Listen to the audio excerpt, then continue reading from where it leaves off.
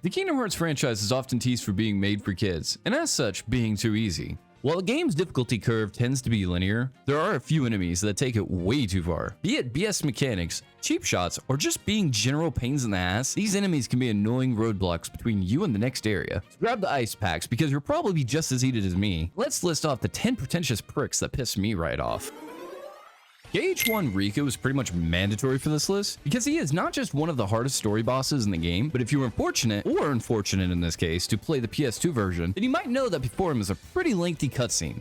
That was unskippable. So not only did you have to take the trek to get back after getting your ass kicked, then you would have to sit through the cutscene every goddamn time. It's very likely that if you're like me, you begin to repeat the lines in the most sarcastic tone possible. While the battle itself isn't that bad as long as you're prepared, I think the most annoying part was the fear that if you failed, you would hear those lines once again. Open the door! Lead me into everlasting darkness! Who the shit thought these guys were good as a group? Like, fighting them one-on-one isn't that big of a deal, but your first encounter with them is a group of 4. Like, why? We haven't even learned their moves yet. And one close encounter with them will have your HP melting quicker than butter in a microwave with that grab attack. I think what bothers me the most is that it's just unblockable and has no reaction command. So you either have to play keep away or just accept it. But the biggest offender of all is the fact that goddamn Dimnix is right after this, with no saves in between. The sheer difficulty spike of these two put back to back just seems like something from a FromSoft game would do.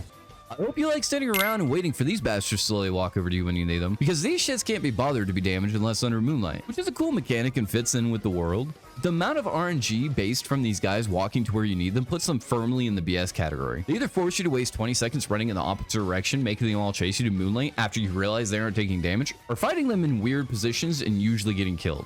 Like, sometimes it's easy, but other times you just have to take bombs to the face before the pirate decides to walk over to you, and it just becomes tedious as all hell. Jack Skellington! Okay, so in fairness, this one isn't hard and more annoying just because it wastes your time. Like, the whole mechanic of this fight just makes it seem like it's taking far longer than it has any right to. All he sends is trash mobs, and the entire fight he just attempts to play keep away. Like, you're telling me Boogie's bug-filled ass can move faster than Sora, a kid who not only has dodged lasers, but can literally teleport. Like, it's not even later in the series. It happens in the same game. Like, I don't even want to waste any more time writing a transition for the next part. That's how pointless this fight is and how long it feels like it's drawn out. When first encountering these little bastards, you might think an Apache helicopter is firing at you how much damage and precision they have. I don't know how many times I'd enter an area and start fighting a group of unbursts, and all of a sudden have a dozen of these Bulbasaur wannabes striking from across the zone. And since their blades can glitch through objects, don't think you're safe hiding behind that rock despite the years of games telling you you're fine. Worse yet is when you finally do get close, they don't even have the decency to let you slap them around without first trying to poison you like you're in a FromSoft game. Yes, I've already made that joke, and yet I'm staying by what I said. Christ, I need a drink. You don't understand why Urzel is in the top 5. You either haven't played the games or you were extremely over leveled when you got there. Because between her spin to win spam, the whole swim controls, and the very vague cauldron mechanic. Cauldron. Why can I not say cauldron? Should I remove that from the video? Probably. I'm gonna leave it in there for you guys to make fun of me? Also probably. It's no wonder why Atlantica tends to catch a lot of hate. I spent hours grinding to be able to beat her first phase, only to shudder when I realized there was a second. Her lightning spam can straight up go fuck itself. The straight nuke she drops feels like Thor, Lord of Thunder himself just dropped in. Like, fuck. These amorphous assholes never seem to stay in place, and when they do, you best bet they will interrupt your combo despite having no hams. Like, sure, they look cool, but how cool is it when you need to pee but can't undo the zipper? Oh! Ew! What the fuck? And since being mostly immune to magic, you'd assume that you could close in and just pummel them. But for whatever reason, their main body can just say fuck you and sick those cubes after you. Still, fighting them one-on-one usually isn't that bad since you can DPS them down before they can pull out the big guns, but damn it if I don't have a few broken controllers from whenever I made an attempt to go through the Cavern of Remembrance and having entire waves of these fuckers wiggling around. If it wasn't for that area, they may not have even made this list, but god damn it did that leave an impression. These guys can eat my balls, like a whole feast. Like, tie up a bib and just dying on my testicles. Having a similar problem, these guys spawn in droves at the end of KH1, and I didn't know I could feel levels of hatred on par with Doomguy. When they aren't busy slapping you around with their blue dildo stick, they will, as their name implies, go invisible and surround you with their dark fireballs that explode after a time, dealing large damage to any member of the party. The seemingly endless waves of these guys make it easy to get overwhelmed and is a huge pain in the ass. Top this off with all the other waves of Heartless you have to fight during this battle, and it's just not a good time that will likely have you antsy when coming to the end of the world.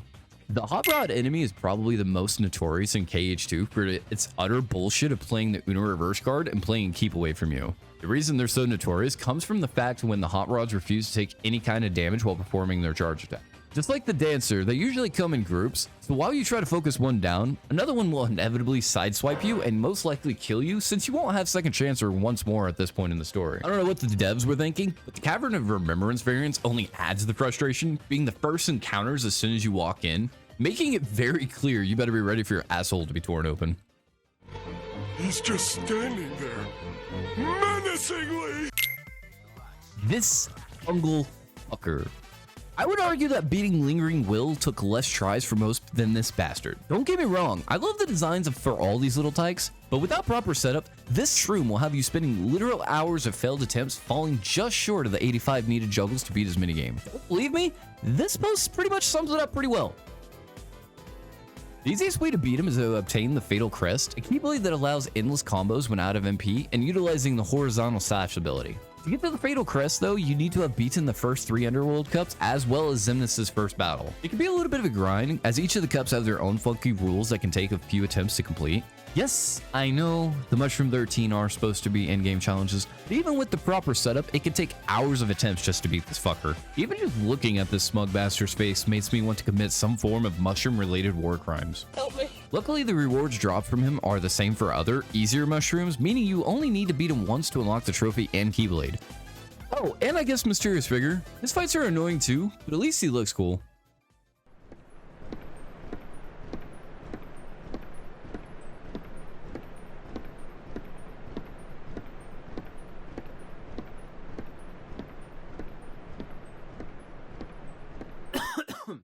Yeah, if you were waiting, that's the end of the video. Have a damn good day. Bye.